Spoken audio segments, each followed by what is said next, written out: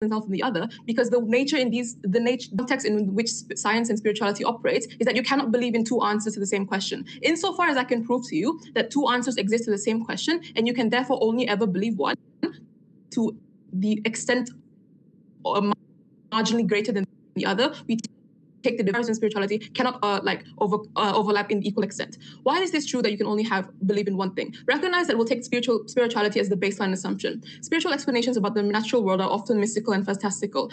People more often than not hold on to these spiritual ideals and for the sake of reassurance against the unknown and the chaotic forces of nature, which means that science in opposition does a few things. Number one, it demystifies the world by offering reasonable explanations to natural phenomena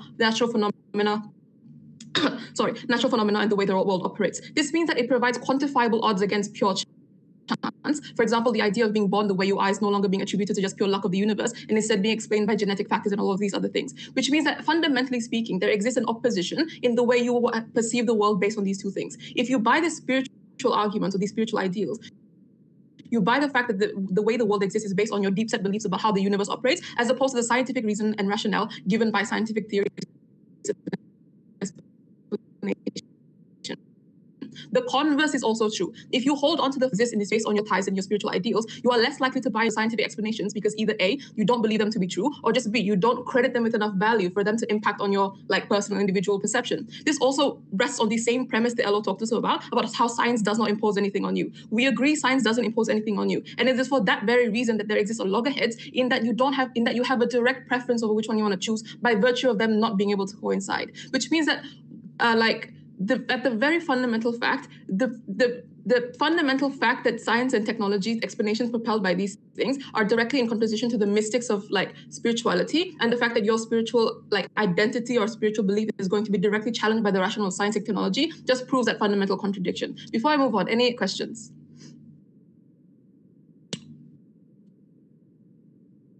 All right, never mind. Right, so definitely opposition is going to come up and say, with for example, with the POI that they gave us about monks who can also use time practicing their religious beliefs. And that's likely going to be the crux of their case in telling us that these people are legitimate proof of science and technology being able to coexist alongside spirituality. I'll tell you number one in terms of likelihood, we tell you that's likely not true because of the analysis I gave you. At a point in time in which you believe spiritual explanations over the other, that's the also point in time in which you're driven away from more scientific explanations by virtue of you holding on to spiritual ideals. But secondly, we'll take them at the absolute best case. Sure, we'll concede that some people can also be religious and believe in science at the same time. But we tell you that the extent to which you are spiritual and the extent to which you are scientific can never be equal. Why is this true? If we take the same example of the monk they gave us, sure, maybe monks still use insulin to treat diabetes and all of these other medical treatments, but that doesn't mean that they still believe in science to the same extent or magnitude as they believe in their religion. This means that even in the absolute best case, where you have people who still buy into modern medical practices propelled by scientific teachings, at the core of their identity still rests the idea of religion and spirituality that still does not directly engage with those things. This means that at the point in time in which you have people also directly believing in two things at the same time, you can't prove that coexistence simply because the extent to which you believe in one thing can never be equal. You may believe in a higher power that's protecting you and guiding you along in life, but you also cannot believe in creationism to the same extent you believe in evolution. We said that a trade-off then fundamentally exists, and that even if they want to claim that coexistence can happen by virtue of your perception as an individual, by virtue of the fact that that magnitude can never be equal, you can't prove that coexistence, and we think we've proven the fact that you can't simply overlap those two things. Why is this observation important? Recognize that the analysis I gave you as to why these two essences are in loggerheads prove the direct contrast between the two. This directly engages with the premise that was given to me by the LO about how we wanted to prove a categorical contradiction between these two entities. I've proven to you in my speech how, number one, if a person is more likely to buy into these mystical or fantastical elements of spirituality in an attempt to answer questions about the chaos of the natural world, they are less likely inclined to buy the scientific theories behind it simply because their personal preference already cements that belief of spirituality. The converse is true. If you believe in a scientific rationale behind how the world works, you are less likely to believe mystics and fantasy that explains it as such. And in the best case scenario, when you believe in both, we say that the reason being the magnitude. Or if for an enemy of a person, or if an ideology is an enemy of another ideology, the idea is to be absolute. Just like what they told you in the beginning of Prime Minister, that there is no ability to overlap and successfully create a situation. It's very soft to say that just because a monk has been, and that means that monk accepts some scientific principles, but he is still at odds of all the other facets of creationism that science attempts to disprove, which means that they are enemies. It's not true, because you cannot be in conflict with an ideology, you cannot be in conflict with one individual and say, but that part is okay, so I like that area, so I'll take that area. And it doesn't impact to one actual beliefs or faith that they choose to partake in, and how he reaches salvation from that point. Whether scientific information is influencing this decision doesn't make his spiritual capability to access this salvation any different. In fact, it just makes it easier or better, or it allows him to have more options as to how he can reach this salvation. Ultimately, I think the idea that just because you accept some means that you can still be enemies is flawed and wrong. And they need to respond as to why this is why their version of it is true. Let's talk about the contributions of opposition and why they are not important. The first contribution is that there exists a dichotomy, and because there exists a dichotomy, it means that there is animosity and conflict that cannot be resolved. I think the response to this is, first, there are numerous instances of dichotomies that exist in the world that does not automatically displace them as enemies. The dichotomies between sexuality, the dichotomies between gender, the dichotomies between race, as to how different they can be, but because they're not competing for the same things, doesn't automatically means that they're in conflict with one another.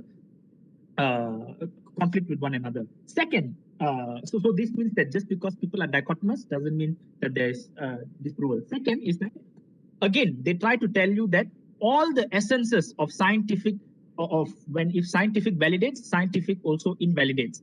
We've already responded to this in two ways. The first is, for all analysis of creationism or things that have no or are subjective in nature, science cannot test, because science is an objective approach, and to utilize controlled apparatus to decide whether a claim is true. Things like soul, karmic destiny are impossible to test, so they are not disproven, because science cannot say with objective certainty that karma doesn't exist or soul doesn't exist. So it's left alone. It's not an imposition of scientific values to that extent of where they say karma doesn't exist because I don't know if you can prove it. That is not how science works. And finally, it's not an imposition. Even if they can argue that to some extent individuals need perception to buy into one answer, it doesn't mean that that answer is a result of scientific principles or scientific ethics or scientific ideology. It is simply the individual's choice to buy that answer to that question. Finally, let's go into fundamental contradictions. The idea or this premise, which is premised on, if there's only one question and there are two answers, you must only believe in one answer. Why? Because the response or the approach to this question is completely different. Science takes an objective approach, and spirituality takes a subjective approach. These two things can still continue to exist. If spirituality says that God has resulted due to the numerous relationships that they have had due to the era of time or the stories that they continue to pass through their grandchildren, it does not impact our analysis on whether God, on scientific analysis on whether God exists or not. Whether or not science can say that the universe was created from Big Bang, it doesn't impact on whether the subjective approach of spirituality as to how the universe was created. These are two approaches to the same question that can coexist with one another and can be believed by the same person. I think humanity is intelligent enough to classify and to segregate these two things because they are from different approaches. Let's go into argumentation about how spirituality complements science, because this is something that they have yet to respond to from Catherine's argument about how there's a mutual benefit.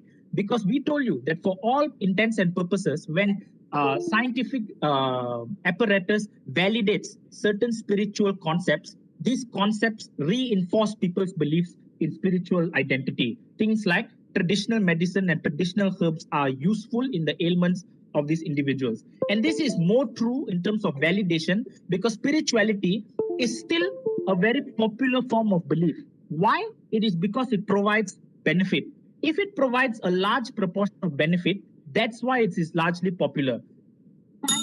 What science does is try to attempt to answer as to why they are beneficial from an objective lens. And it is more likely that these are the instances that happen because of two reasons. A, because of trend analysis. B, in the instances where science cannot disprove, they keep quiet and they take a neutral stance. Let's go into how spirituality complements science. I think it's important to recognize that the pursuit of objective truth is the fundamental principle of science. But they are still they still have adherence to things like values, ethics, and lines we don't cross. For example, if scientific research has greater potential harm, research is discontinued. If scientific research is one that disrespects the nature of ecosystem or disrespects the order of nature, that types of research is discontinued. Why is this still adhered to by science, even though their goal is to pursue objective truth?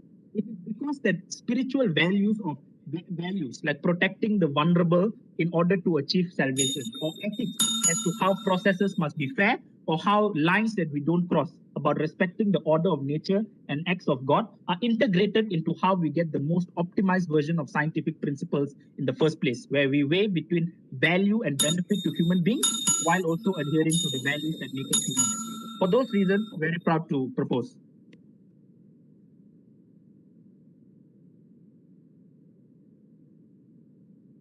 Okay, thank you, Mr. Danish. So, ladies and gentlemen, and the honorable adjudicators, I shall now call upon the government whip Wenjuin to rebut.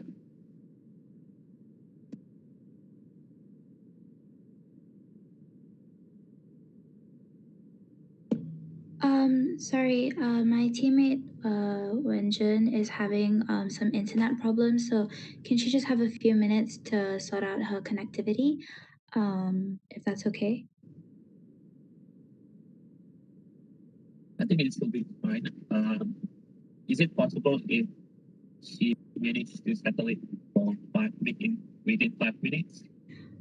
Okay, we'll try and get her to come back as soon as possible. She's trying another device right now. Yeah. All right, thank you. Thank you so much.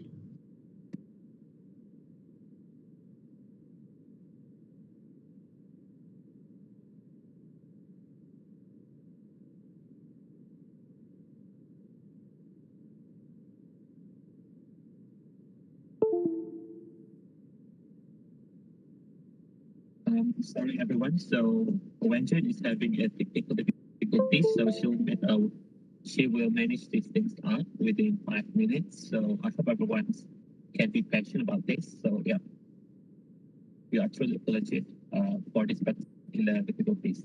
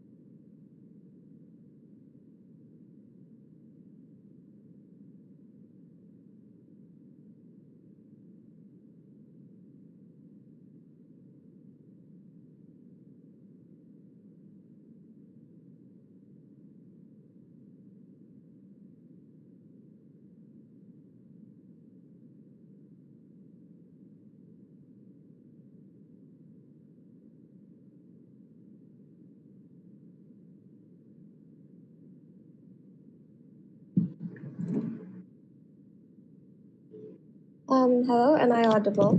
Am I laggy? Yes. I think it's enough. So, all right. You can start the controls whenever you're ready. Is it possible if I keep my cam off, because you're quite laggy for me? I think something okay. All right. Okay.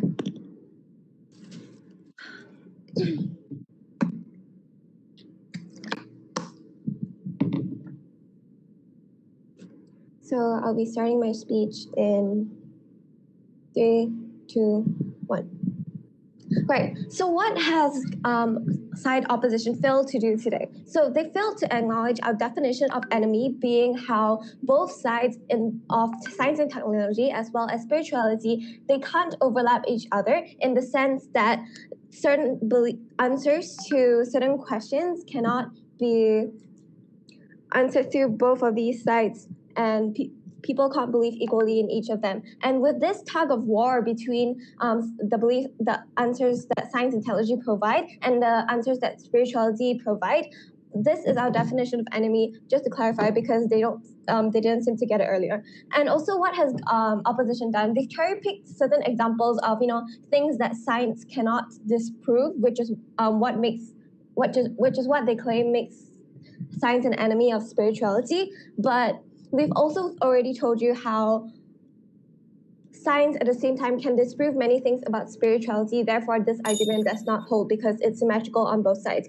And they've also disregarded Shireen's analysis of how even though someone might believe in both things at the same time, they cannot believe both things to the same extent. And because of this tug of war, therefore, science and technology is the enemy of spirituality. Now, I'd like to go into the main clashes of today's debate and what we as government and them as opposition have told us and why we win the debate. So first clash, what is this debate about? Their side has mentioned how both science and technology and spirituality can both coexist at the same time. But this debate is not about whether both can coexist at the same time, because the thing that's making science and technology an enemy to spirituality is mainly how they both can't overlap, how the answers to them can't overlap with each other. So contradiction and dichotomy is also enough to prove that opposing relationships between the two as a burden of outright conflict is simply absurd to push on this. So some of the rebuttals under this clash about what opposition has brought to us is that monks monks who are very spiritual can take insulin at the same time, which means that these two can coexist at the same time.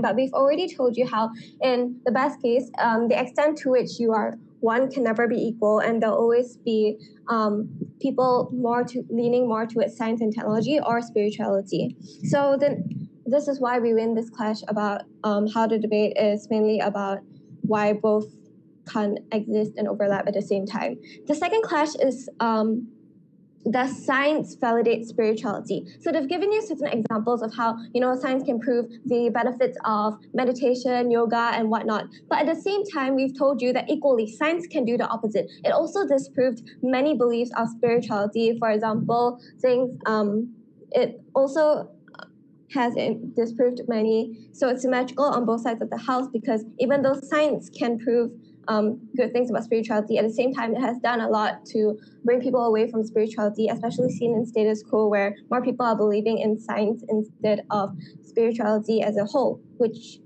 shows that as a whole, science and technology has driven people away from spirituality more by disproving certain claims that spirituality has instead. So that is why we believe that we win on this clash as well, because on our side, we've shown you how science as a whole can also disprove things about spirituality and has done more than so, especially in status quo with more people not believing in it, and due to the rise of science. And the third clash is about whether a person can believe in both. Yes, they can believe in both. For example, as we've told you, the monk example is true that they can believe in both, but we've also told you how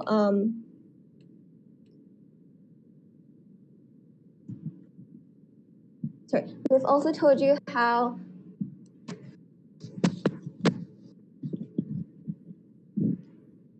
at the same time, people can't believe to the same extent about these two things of science and technology and spirituality. And the choice whether people want to believe in science or spirituality is dependent on the individual and subjective, and it's not what this debate is about. This analysis is also disingenuous, because if we assume that a person's belief system is 100% subjective, then there won't be this debate in the first place. So what have we as opposition side came up and told you today? So we first characterized a bit about being an enemy means that these two things, science and technology and spirituality, cannot overlap in the way that their answers to certain questions cannot be believed on both sides equal to the same extent. We've told you how,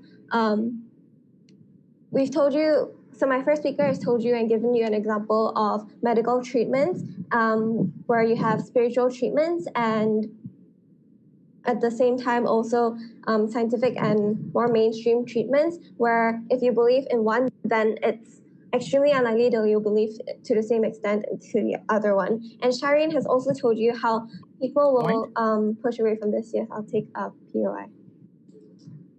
Why is it that you are enemies if you don't believe to the same extent? It's because what enemy is in our definition is that science and technology, compared to spirituality, they're always at a tug of war with each other, in the sense that it either convinces people to believe more in one than the other, because there's no equal way in which people can believe in either one. Therefore, it reduces people's beliefs in one and always towards the other. And because of how they're always at a tug of war, then they are enemies. And science also disproves many things about spirituality that we've seen in status quo. And even though there are unanswered questions that your side has mentioned about how science hasn't disproved certain things about spirituality, but there are similar topics that science has covered and will cover in the future that will further disprove things about spirituality, such as how the universe was made and who is the creator of the universe and whatnot.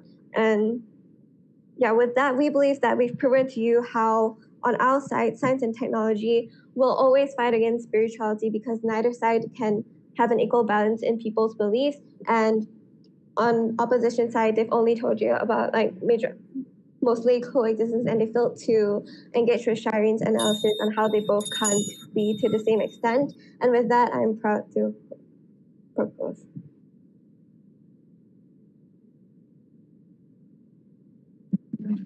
Thank you, Ms. Wenjin. I'm sorry for the difficulties that you have to go through just now. Moving on, it is now time to listen to the rebuttals of opposition with Mr. Puhan.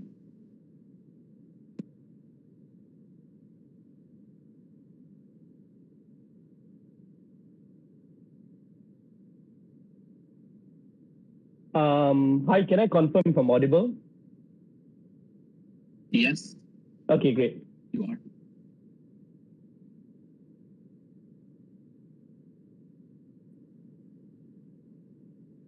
Judges, I agree that it's a very confusing debate, but I think I'm going to first address the elephant in the room on definition. I think government team needs like a Kamus Day One definition of what enemy means. Enemy does not mean that you just don't believe in each other and you don't even overlap. That falls under the purview of enemy. No. The entirety of what enemy means is that you are conflict with each other. That means you actively feel that those beliefs are wrong. You would actively go against and debunk all the claims that spirituality makes. Government team took a very soft stance into saying we acknowledge that they're different and that's where we stop. But that's not within the purview of what enemy means. And it's very disingenuous for them to not take the hard stance to tell us why is it okay to radically say yes, they are different and why that means that we advance science better. They should have taken that case, and the absence of them taking that case means to a large extent spirituality and science, whether or not they coexist or exist, there isn't any harm. So firstly, they haven't fulfilled their burden of telling us why exactly is the enemy. In all their cases, all of the arguments rest on a wrong definition. I'll also deal with why, even in the instance in which their definition of enemy is true, I'll deal why we still take this debate. Ultimately, the debate just boils down to one main issue, which is in which world do we uphold a better version of what science encompasses, whether it should be involving and accurately validating some principles of spirituality, or we don't. So what is government team's contention? I think the government team's contention was, to many instances, they say it overlaps, therefore it means enemy, and they don't want to impose under those circumstances because they feel like they will have two versions of what it means. Let me just deal with this issue very quickly. First, we have to acknowledge how science has retrospectively acted and why we ought to adhere towards science, how it retrospectively acted in the climate in which it worked. And that is, science to a large extent doesn't actively debunk and say whatever you're believing in is wrong. The fact that a lot of times science don't say major religions believing in their beliefs is wrong. The fact that science probably can only debunk some theories that are wrong within the metrics of science, but we don't go to the extent of making us our enemy and saying only our version is true. That is why we don't see statements from WHO, for example, to say all of the opinions of anti-vaxxers are wrong, because the role of science actively is to validate the opinions that are correct scientifically, but we don't actively debunk the polar opposite and say whatever you're believing is wrong, we have to impose. Government team has to say why is it okay to substep, to go against the principle of how science retrospectively acted and say why you want to make this other subsection an enemy, why you want to make spirituality an enemy. And I think that's something that you never fail to prove. But how did the clash then become into the overlapping part? Deputy Prime Minister's argument was that even in instances in which you probably, like the monk's argument, which everyone's using, on the idea how monks can use insulin and at the same time have preachers or methods of spirituality. Their argument is that is bad because of the extent of belief will now be skewed towards both and not one over the other. Douglas, we will give credit to them that it sounds really sexy. This argument sounds really good. But what's the harm? What is the harm of individuals believing two facets which are both equally important and answers different forms of questions? And that is where we will clash. We think to a large extent, we think scientific evidence and also spirituality evidence to, in many instances, even if you believe in both, answers different levels of questions. You can get, like, for example, pills and treatment for your mental health in terms of the medical prowess, and at the same time, you can still have meditation to heal your mind and also spiritually heal you. The methodologies in which you heal yourself and cure yourself also happens in both worlds, and it don't necessarily, even if it overlaps to some extent, there is no harm, because you try to reconcile both sort of facets and try to answer objective questions that science does and subjectivity that mental health and that spirituality provides. So they never told us what's the harm of that mechanism. But secondly, we also told you instances in which science can validate its opinions, instances in which spirituality can coexist with science. The fact that science uses placebo medicine that works because scientific medicine like placebo medicine have literally no content in the medicine that can make you heal of a disease, but it's your mind that does the healing and it works. Similarly, meditation and spiritual healing also goes into the mind. So there are many instances in which it overlaps and it's varied and accurate, in which it's scientifically correct that spirituality is something that is good. The fact that even eating, for example, you can feel that there's some form of spiritual healing. We think the scale in which spirituality is very large and subjective, and we think the science ought to validate opinions and procedures in which are correct, and in the event that we don't, we remain neutral. We don't make them the enemy, we shall explain what the practical outcomes of it. But before that, let me just talk about something very important on the limitations of science, which you also talked about. Government case will be perfect if there is no limitation of science that is perfect, there's only one metric that is correct. But it isn't. The fact that science can say you only have 2% survival chance, but still some people can still live because of things like concept of miracles. Science cannot explain why exactly miracles can happen under certain circumstances. Because of that limitation, we think, and because we cannot because it's inconclusive towards the apparatus and analysis that science can make, it is perfectly legitimate to not debunk and say spirituality is wrong, because it's using a scientific metrics into determining whether or not it's correct. The fact that we think a lot of times spirituality is like the concept of understanding the deeper meaning of why you are on the earth, understanding your karmic value. How can science say this is not true and this doesn't overlap using scientific metrics and using scientific apparatus? Because that simply isn't true, because you can't use objective empirical evidence to debunk all the things. Because of the limitation of science under those circumstances, and we cannot come to a conclusive decision, we think it's best that we err on the side of caution and neutrality, to some extent validate some procedures that are correct, and in the event that we cannot, we remain neutral. They have to tell us why it's better to say all of it is wrong and we have to remain in conflict. Let's weigh out this issue and why we still win. The first reason why we win in this issue and why our version of what science encompasses better is because of practical repercussions of making you conflict. And this is something they didn't deal with.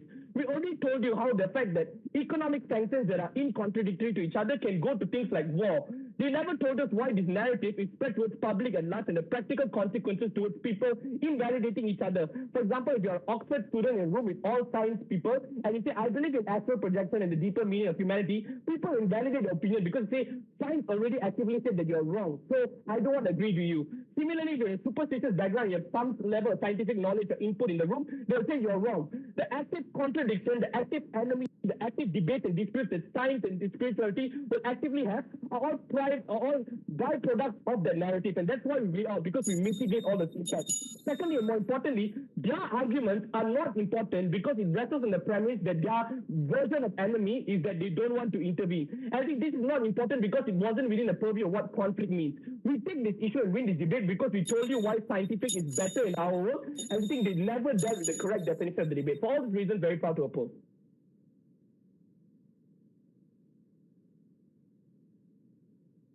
Okay, thank you, Mr. Mohan.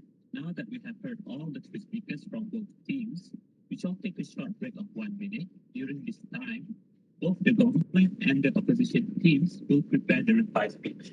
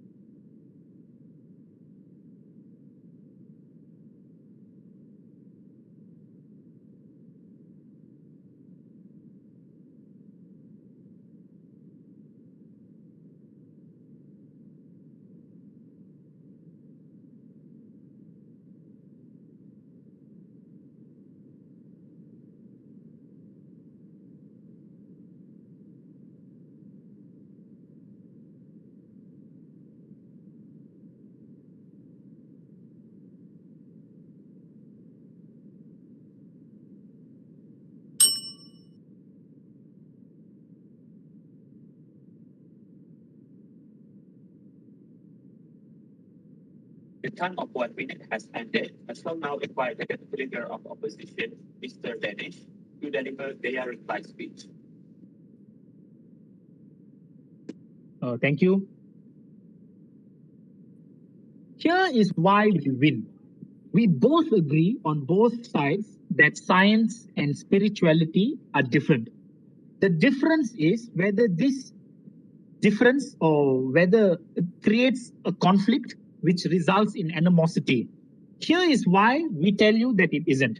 We give you several reasons as to why. Firstly, science and spirituality are not in competition with one another because science prioritizes the testing of hypotheses on an objective apparatus to determine whether that hypothesis is true. Once that determination is made, the findings are published and the findings are then used to benefit humanity through other practical applications. That is it. Spirituality is to resolve your individual issues as to why you are feeling in such a way that disallows you from attaining happiness. And it seeks to explain certain aspects of your life, i.e. why you're having marriage problems, why you're having relationship issues, how do you get a better connection, how do you get better connection to God, all of this. But it does not, which means that the end goals of these two things are not in conflict with one another because these two things can happen independent of one another. Second is, there's a completely different metric to judge what are the guiding principles of each ideology. Science prioritizes scientific apparatus and objective evidence versus spirituality trying to answer every question subjectively. It means that every issue that you have is dependent on something that you cannot see, something that you cannot feel, but something that you can do to access the betterment of happiness and whatnot. Why does this mean that they are not enemies? Because if they are different and do not overlap, they do not have competing values, they do not have similar approaches into finding outcomes, what is there to fight for? What is the conflict which creates the necessary animosity which government is attempting to prove?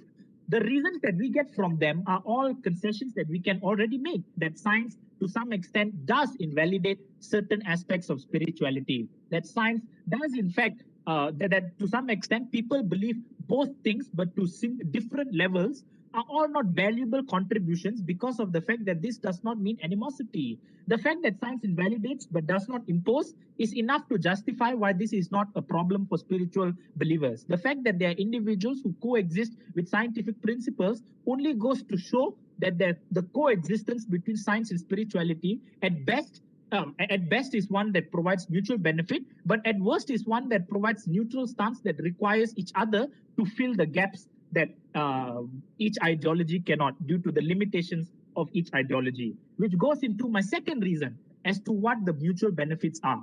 Science cannot answer every question that plagues humanity, because the limitations of science means that to utilize objective apparatus is absolutely necessary. But that means that individuals still have many other ailments or problems that science does not solve. And that is not the purpose of science anyway. Science is not a religion that tells you how to behave, how to react to their findings in order to achieve happiness, which is completely different from what spirituality or spiritual beliefs attempts to do. What does this mean? This means that for every gap that exists in scientific knowledge regarding adherence to human values, regarding to adherence of human values and what lines we don't cross, and all gaps of spiritual beliefs, that if you suffer internal bleeding or an objective medical condition, believing in the spirits of trees will not resolve them, means that you need to rely on each other in order to create the perfect or the most optimized human life. This is why that mutual benefit exists, and this is evidenced by the fact that this mutual benefit continues to exist. For all analysis that they provide under their side, it is at best individual problems with science and spirituality who have strong beliefs, but they are extremities in the minorities, nor do they prove why these ideologies deserve to be enemies. For those reasons, very proud to oppose.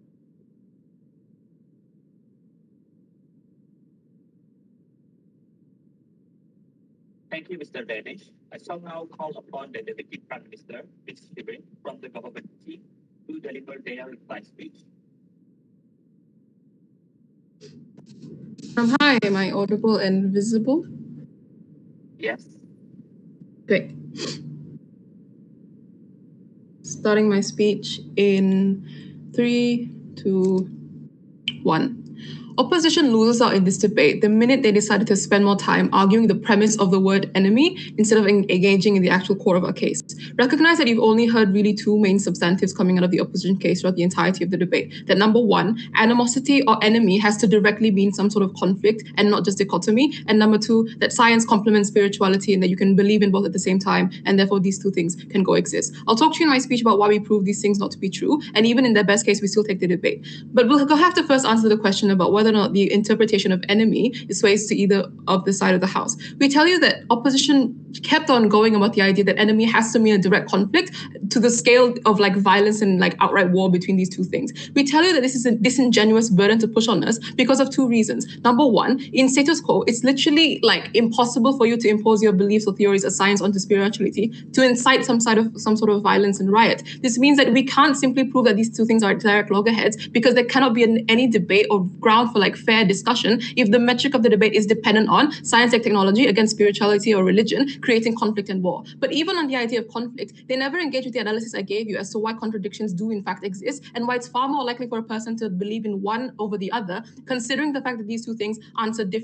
have different answers to the same question. We think we gave you fair grounds for the debate when we told you that insofar as we can prove that science and technology as well as spirituality are at loggerheads in terms of a person's outlook and overview, and eventually gives the person or forces the person to make a choice, we tell you we take that debate. But I'll talk to you later about why we still win that analysis. What did the opposition tell you? We told you they really relied on one main argument, that science complements spirituality by validating it, and that you can enjoy both as a person who is both spiritual and scientific. On the idea that science complements spirituality by by validating it. We've told you again that at the same extent of how science can validate spirituality, it can also disprove it and invalidate it. Why is this an important argument to take note of? This means that at the very best, the only value this brings to the debate is a wash, because neither side can directly claim this as an exclusive benefit, which means if they want to continue to talk about how science complements spirituality and therefore that can coexist, I can equally argue that because science disproves the same theories of spirituality, it cannot coexist. We say for this reasons, they can't claim it as like an exclusive benefit to the opposition case.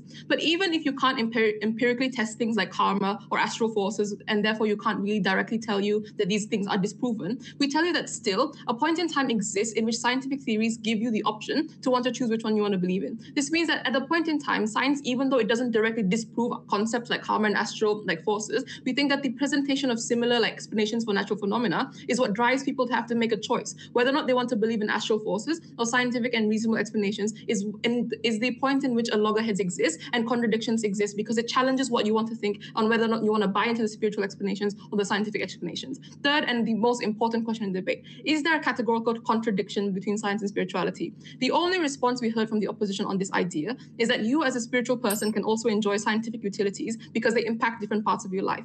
We tell you that if it's true that the debate boils down to the fact that an individual's personal outlook on life is 100% subjective, then there cannot be a fair debate because neither side can directly prove which one is subjective. The only metric that they're using to defend themselves is that people are subjective, they can choose what they want to believe in. We don't think that's an ingenious or not ingenious, we don't think that's a sincere argument they can make, because that makes the debate impossible to argue insofar as they only want to defend themselves by saying it's a person's choice. We've given you structural analysis as to why it's true that the existence of contradicting answers to the same question existing under science and technology as well as spirituality force these people to make a choice. I've given you analysis into my speech about how people no longer have to rely on the spiritual forces and the mystics or the fantastical elements that are given to them by spirituality, insofar at the point in time as they already are exposed to scientific rationale that they can therefore buy into. We tell you that by virtue of these things, we directly clash against the premise of they answer different questions about different answers. At a point in time in which they answer the same question, we tell you that is the point in time in which a contradiction exists and an individual has to make a choice. We've told you that we've given you the fairest interpretation of the debate instead of just going on and on about how metrics have to be debated. We've given you analysis as to why a contradiction exists, and for that reason, it's enough for us to win the debate. Go with your proposition. Okay, thank you, Ms. Kirin. Thank you, everyone. We have now come to the end of the debate. With that, the House of Parliament is adjourned. Thank you, everyone. With that, I'll pass the floor back to the MC, Ms. Adila.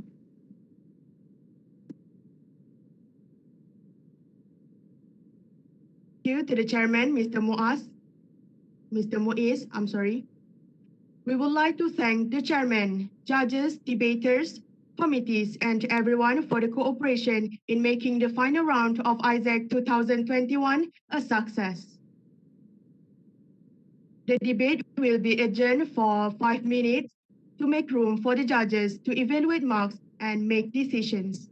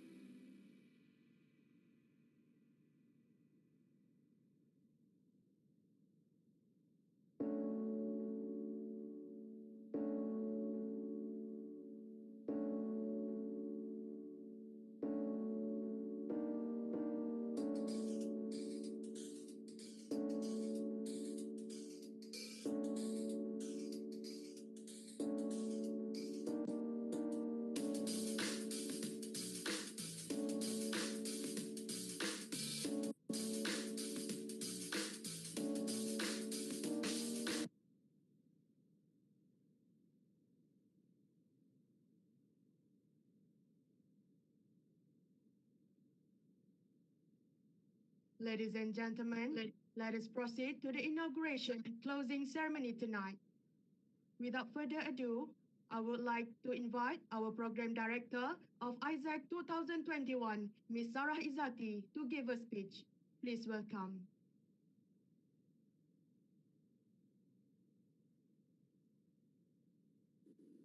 Bismillahirrahmanirrahim. Assalamualaikum warahmatullahi wabarakatuh, and a very good evening to all of you. Professor Madha Dr. Muhammad Suzuran Muhammad Jamil, Director of Holistic Student Division, Department of Higher Education, Ministry of Higher Education Malaysia, Professor Insinyur Datuk Dr. Othman A. Karim, Deputy Vice Chancellor of Student Affairs, Universiti Kebangsaan Malaysia, Professor Dr. Isha Ahmad, Dean, Faculty of Science and Technology, Universiti Kebangsaan Malaysia, Professor Technologist Dr. Wan Aidawan Mustafa, Deputy Dean of Undergraduate Faculty of Science and Technology, Universiti Kebangsaan Malaysia, Dr. Nur Hasharida Hassan, Assistant Dean of Student Affairs, Faculty of Science and Technology, Universiti Kebangsaan Malaysia, distinguished guests, ISEC 2021 participant, and committee members. Ladies and gentlemen, it gives me a great pleasure to welcome you to Inauguration Closing Ceremony of Intervarsity Science E-Debate Challenge, as known as ISEC 2021. As well, I would like to thank you for taking time out of your busy schedule to attend this ceremony. Representing the committee member of ISEC 2021, I really appreciate the willingness of the students and all parties present to enliven the event tonight.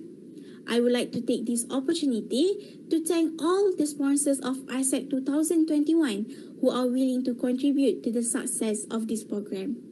On this occasion, I would like to express my gratitude and appreciation to the Ministry of Higher Education and Urusetia Perucapan Umum UKM for being the co-organizer of this event. I may extend my appreciation to Dr. Nur Hasharida Hassan, the advisor of PMFST UKM, for giving me the opportunity to run this program, which is beneficial to the self-development of the student themselves. For everyone's knowledge, ISEC 2021 is the first English debate competition organized by the Student Association of Faculty of Science and Technology, PMFST UKM. The competition was quite different by highlighting a theme that is familiar enough to be debated by the participant, which is Science, Technology and Innovation Inspire Advancement in the New Normal. We are very excited about the encouraging response from 11 institutions and 16 teams, even though it is held fully online and during week 14, which is known as the busiest week.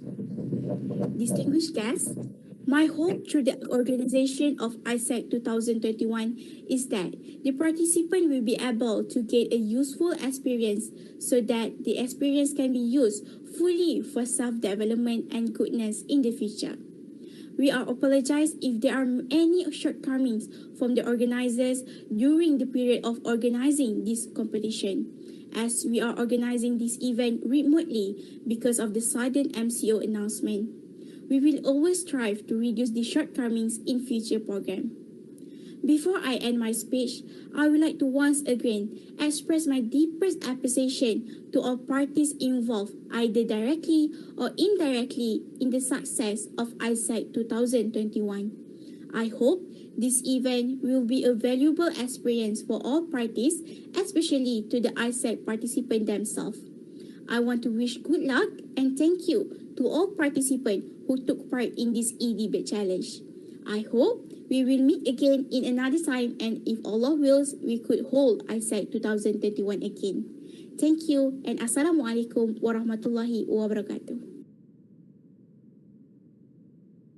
Thank you, Ms. Sarah Izzati.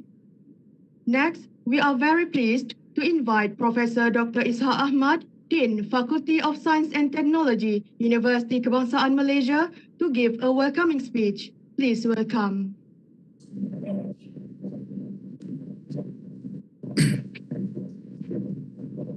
Thank you, Ms. Sarawati. Assalamualaikum warahmatullahi wabarakatuh, and very good evening. I hope all of you can hear me.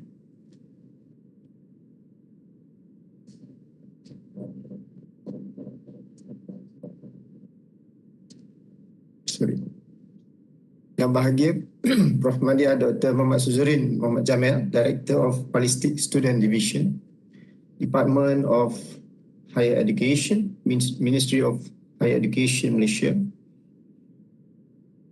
Professor Technologist Dr. Wan Aida Wan Mustafa, Deputy Dean of Undergraduate, Faculty of Science and Technology, University Kebangsaan Malaysia.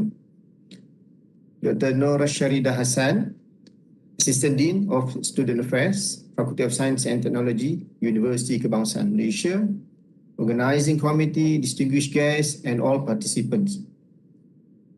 Before I continue, I would like to inform all participants that Prof. Dato' Osman Abdul Karim, Deputy Vice Chancellor of UKM, send his regards to all of you. He cannot join this program due to urgent meeting tonight. Ladies and gentlemen, firstly, I would like to take this opportunity to welcome all guests and participants to the closing ceremony of Intervarsity Science E-Debate Challenge 2021. Let me also take this opportunity to thank all dedicated members of ISEC2021 Implementation Committee for inviting me tonight. I am very pleased and honored to join you and celebrate this special occasion. As far as I'm concerned, this e-debate challenge has received entries from different public and private universities. Thank you to everyone who took part in this program, anchored by University Kebangsaan Malaysia UKM. The entries really showed how students have remained focused and productive despite the challenge presented by the pandemic COVID-19. In my opinion, ISEC 2021 is an excellent platform to showcase students' talents, speaking skills, and well as the power of speech. These qualities are the core of producing students who are exceptional in both academics and curricular endeavors. By taking part in this challenge, I believe all of participants have built a strong debate community and connection across participating universities. If you ask me, I would like to take those who have mastered the art of debating will fare well in life, as the skill acquired from debating contribute to their overall growth as future leaders or CEOs of an organization. This is very good experience for you when you go outside to this, when you finish university, here you go to corporate sectors. Thus, debate and speech activities are one of the best platforms for students to construct winning argument and use those arguments to communicate effectively. Overall, this program aspires to discover new talents in arena of debate. In addition to improving communication skill, this program is also able to cultivate leadership qualities among members of the implementation committee, which is in line with the aspiration of the national education policy. The ability to demonstrate excellent written and verbal communication skill in English is very crucial. Such skill will benefit students after graduation once they enter the job market. Finally, I would like to congratulate and commend all the participants' team who have worked tirelessly throughout this debate challenge. Indeed, losing and winning is the custom of the game. It goes without saying the winners or losing are part and parcel of the game. Regardless, I urge you to continue to develop your debating skill and become individuals who are capable in sharing beneficial information. Thank you very much. I give back to the MC, please.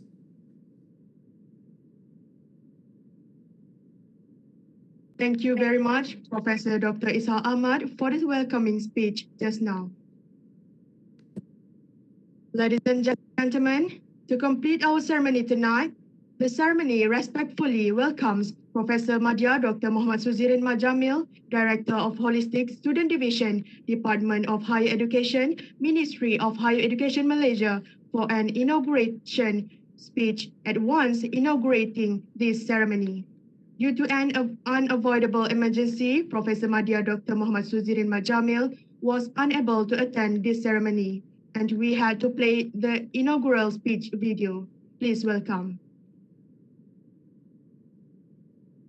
Assalamualaikum warahmatullahi wabarakatuh and good evening. Thank you to the MC, the Honorable Professor Dr. IR, Dr. Uthman A. Karim, Deputy Vice Chancellor of Student Affairs, UKM, Professor Dr. Ishaq Ahmad, Dean, Faculty of Science and Technology, UKM, Professor Dr. Wan Aida Wan Mustafa, Deputy Dean of Undergraduate, Faculty of Science and Technology, UKM, Dr. Noor Hasharida Hassan, Assistant Dean of Student Affairs, Faculty of Science and Technology, UKM, honored guests, ISEC2021 participants, committee members, and all beloved students. Alhamdulillah, all praise to Allah Subhanahu wa Ta'ala for bringing us together in this great event. I'm honored and pleased to Nurul Sarah Izzati binti Zahid as the head of the program of Intervarsity Science E-Debate Challenge 2021 for inviting me to this event today to support all the participants of these programs. I would like to congratulate all committee members for organizing this event successfully and the participants who participate in this program. Ladies and gentlemen, for your information, this kind of program really deserves to get all praise because it is not easy for the student to organize and handle such a big event like this, especially through virtual. This success has proved to us that these students are capable of achieving all objectives and goals in performing something big at such a young age. All the experience and knowledge gained during the involvement in activities at the universities can certainly be applied in the future, especially in the world of career later. I understood that ISEC is organized by the Student Association, Persatuan Mahasiswa Fakulti Science and Technology, UKM. It aspired to produce more skilled and talented students in the area of debate. I believe this kind of challenge could help the participant in enhancing their communication and soft skills, in which I do believe they already are. However, I hope that everyone will learn and grab all the experience in this program to explore more things in the future. Today, almost all public universities emphasize on the subject of soft skills to enhance the personality of students before graduation. Thus, the university provides the best field to enliven the activities of debates and speech in institutions of higher learning. As we know, the Minister of Education Malaysia is committed to ensuring that the younger generation is able to communicate smoothly, critically, competitively, and skillfully, whether at university or in school. Ladies and gentlemen, I was delighted to know that the theme for this debate was based on science. Science is the systematic study of law of nature, human beings, animals, environments, plants, space, and more for their physical and chemical properties. It is study of behavior of substance and life found in nature, as well as those produced in laboratory. I sincerely hope that this kind of program will continue in the future and become a foundation or element of unity in the team spirits and will strengthen the relationship among the students, university management, and the entire community of University Kebangsaan Malaysia. Once again, congratulations from the bottom of my heart to all committee members of ISEC for their hard work in making this program a success. To all participating teams, I wish you all the best and well done for working hard in this debate challenge. I believe regardless of which team win this competition, all of you are the winners too. Lastly, with Bismillahirrahmanirrahim, I proudly officiate the closing ceremony of Intervarsity Science e-Debate Challenge 2021. Wabillahi taufiq wal hidayah. Wassalamualaikum warahmatullahi wabarakatuh. Thank you. Thank you very much, Professor Madya Dr. Muhammad Suzirin Majamil, for the speech. With the end of the speech just now, the closing ceremony of ISEC 2021 has been made official.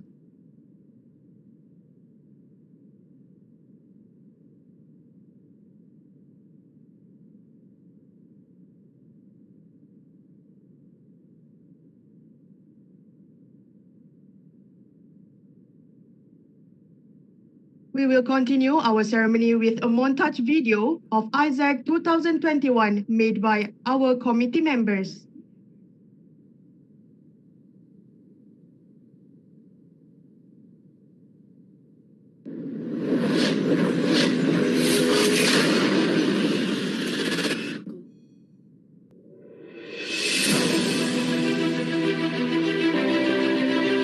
It believes that it requires us to recognize the uncertainty.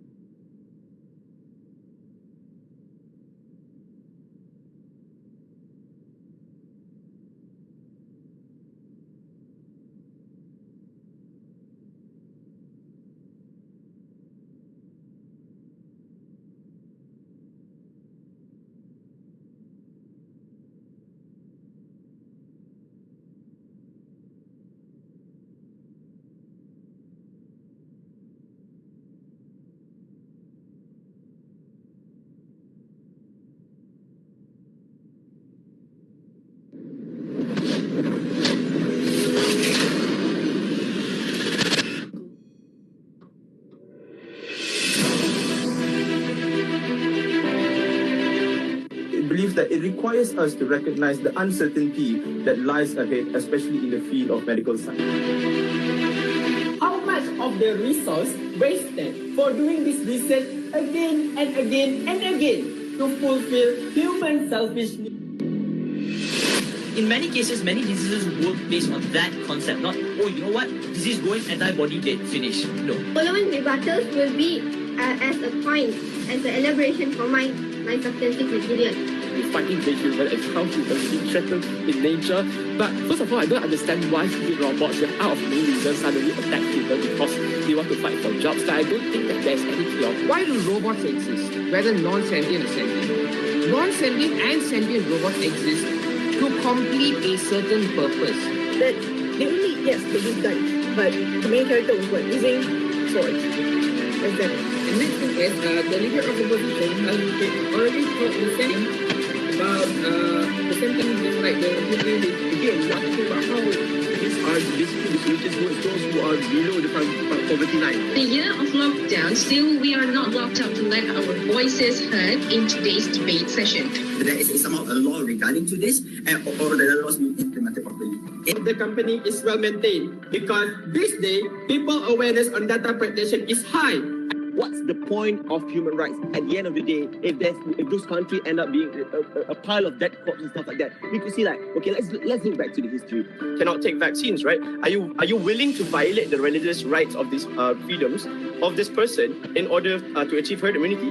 Especially when it's not like we want people to get vaccinated, but we do not want to infringe on their human rights, which is the core of this debate. We do agree with the good effects of genetic engineering, but not to make disease-resistant human. Is the technology expensive? And I think this is the only other valuable substance coming out of the opposition case. We told you that yes, we agree that this technology is going to be expensive by virtue of newer developed medicines also being expensive during the introduction. First of all, resource allocation is very important because resources are limited and diseases are being spread as of now. So it's a very, very valid argument. For a long time.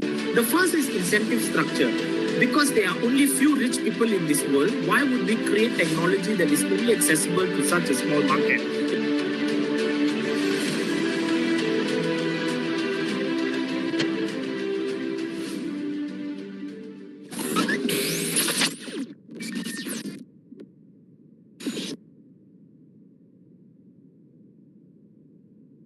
We're really sorry for the technical issue just now. Moving on, I would like to welcome our Chief Adjudicator, Mr. Matthew, to deliver his insights.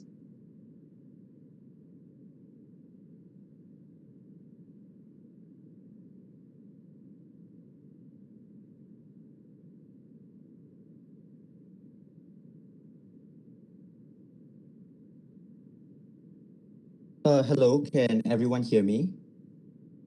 Yes, yes. Yes. Am I visible? Yes, sure. Yes. All right. So, a very good evening I bid to the distinguished guests of honor, the members of the organizing committee, respected adjudicators, fellow participants, and also to all of those of you at home who are joining us here for today. So after a long 3 days, we have finally arrived at the closing ceremony of ISEC 2021. So ladies and gentlemen, as the chief adjudicator for today and also for the event throughout, we would like to firstly give our greatest thanks and also congratulations to the members of the organizing committee for a job well done on conducting this event. We ourselves know that given that this is an event done online, things must have not been easy given the unprecedented technical difficulties. However, yes. I can't see your face. I can't see your face.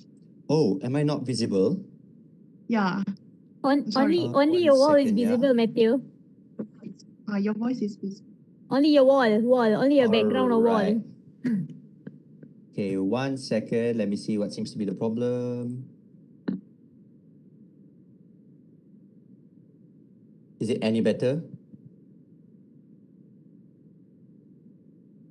You are very blurry. You're very blurry. Okay, now it's good. Okay. Perfect. Is it okay now? Okay. Yes. All right, excellent. Go off. There seems to be a problem with the virtual background. All right. Yeah. It's okay. So yeah, I would like to, we as the Adjudication Core Panel would really like to convey our congratulations and also our thanks to the organizing committee for a job well done and also in ensuring that the event was smooth flowing, and it was. So congratulations, hats off to PMFST UKM for carrying out this event, and it was definitely a very good job in terms of all of that. And also now moving on to the core of the debates as well, I would firstly like to congratulate all teams, regardless of where you were, regardless of if you broke or if you did not break. Every single team that me and my panel of adjudicators have adjudicated throughout these 3 days, you have been stellar. That is simply the only word to say. The quality that we've seen coming from every single team, from all around Malaysia in fact, is simply amazing. And we have been extremely privileged to be able to adjudicate you throughout the course of this event and seeing you grow so much from the first round up until the very grand finals. So it was an honor for us adjudicators as well to be able to adjudicate every single one of you throughout these rounds. And we sincerely hope that you manage to not only gain experience throughout this event, but also maybe you've made a few friends here and there, maybe you've reconnected old lost friends.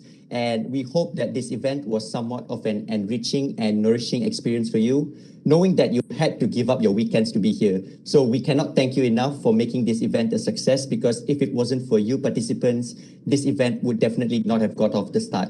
So we would like to thank you all very much. And I would also like to take this opportunity to represent the Adjudication Core Panel to apologize for any shortcomings throughout this event. If there were any problems with the motions, if there were any problems with the adjudications, we would sincerely like to apologize for that.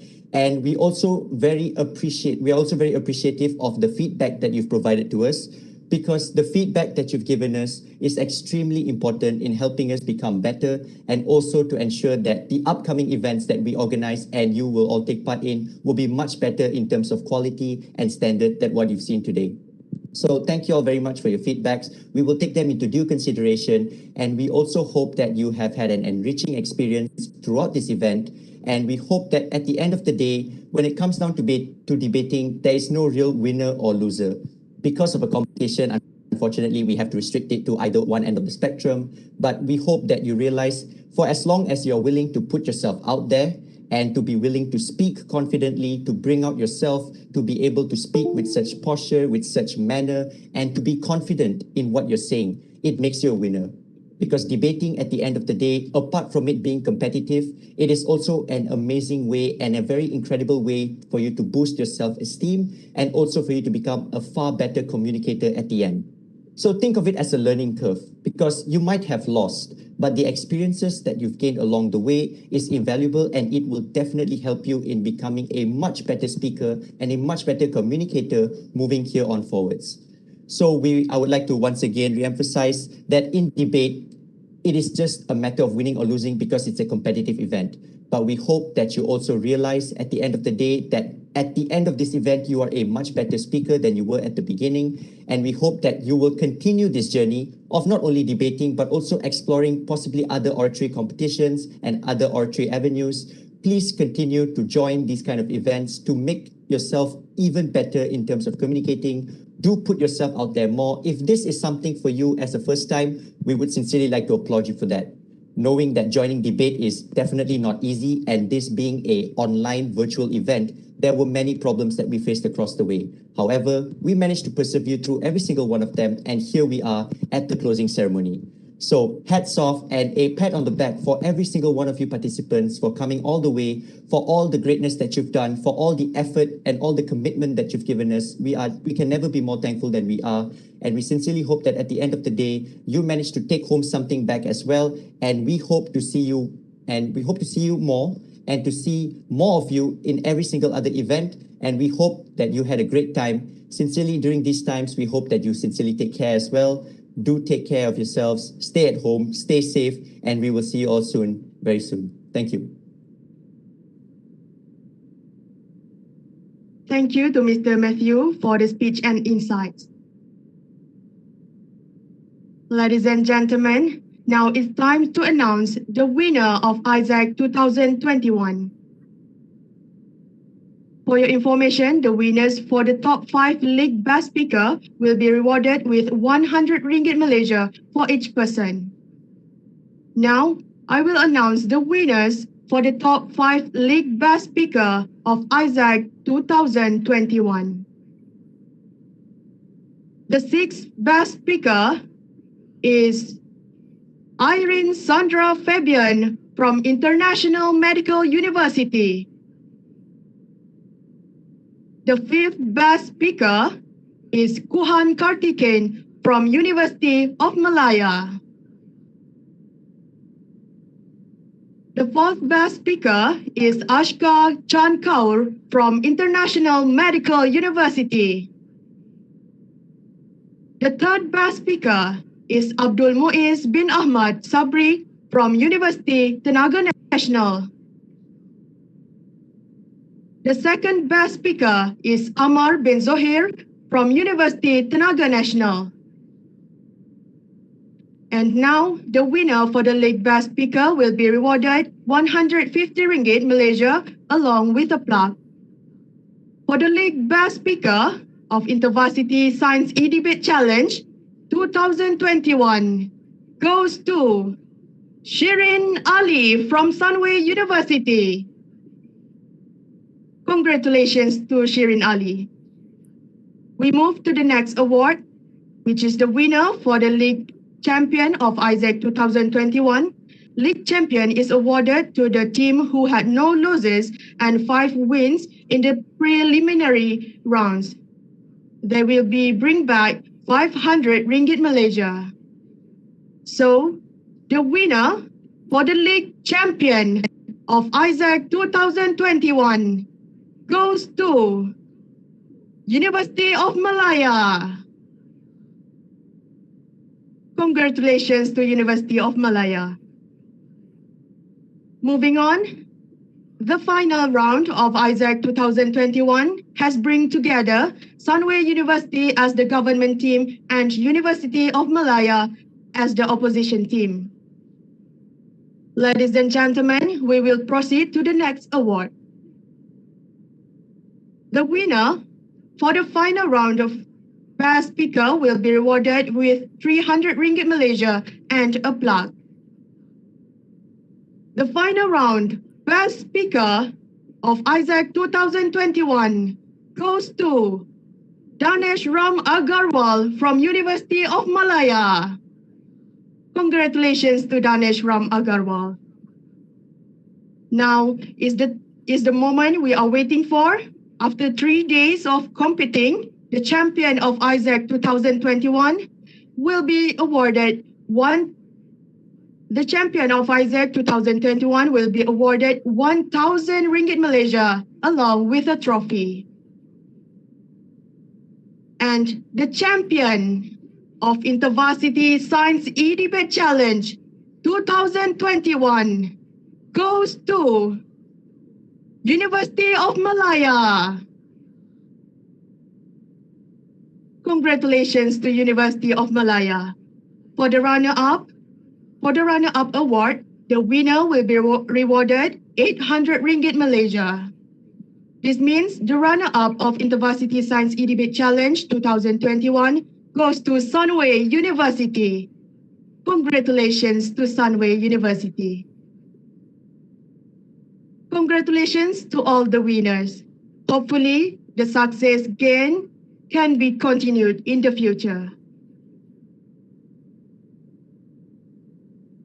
Before we end our event for today, I would like to invite our guests and everyone to open the camera for a photography session. Okay. Everyone, please get ready. Open your camera. Prof.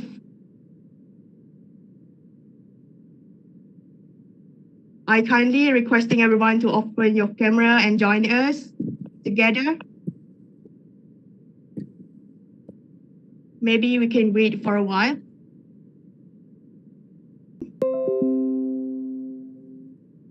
And now the ceremony has come to its end. Once again, thank you, Professor Dr. Ishaq Ahmad, Dean, Faculty of Science and Technology, and everyone for gracing our ceremony with your presence. We truly appreciate it. On behalf of the organizing teams, I would like to apologize if we have made any mistakes throughout the event. I end my duty as Master of Ceremony for today's event with thank you and have a good night, everyone. Assalamualaikum. Waalaikumsalam. Thank you. Congratulations to all winners. Thank you, Adila. And thank you all committees. Thank you, Doctor. Thank you, everyone. And congratulations to all winners. Assalamualaikum. Congratulations, everyone.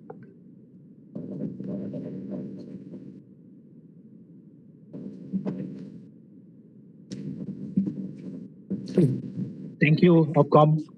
Okay. Well organized online tournament. Thank you.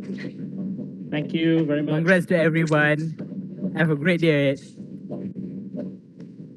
Congrats, everyone.